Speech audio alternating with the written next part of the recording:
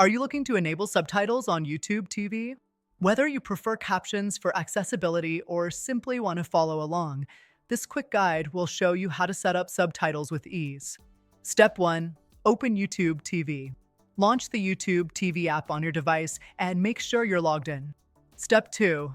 Start playing a video. Select any video or live stream that you want to watch. Subtitles can be enabled for both on-demand content and live TV. Step 3. Access video settings. While the video is playing, click the settings icon, gear symbol, located on the top right corner of the screen. Step 4. Enable subtitles. From the menu, select the Subtitles option. You will see several language options if available. Choose your preferred language or enable auto-generated captions. Step 5. Adjust subtitle settings. You can also customize the appearance of your subtitles. Under Settings, find the Captions section to change the font size, style, and color of the text to suit your preferences. Step 6. Save preferences. Once you've made your changes, close the Settings menu.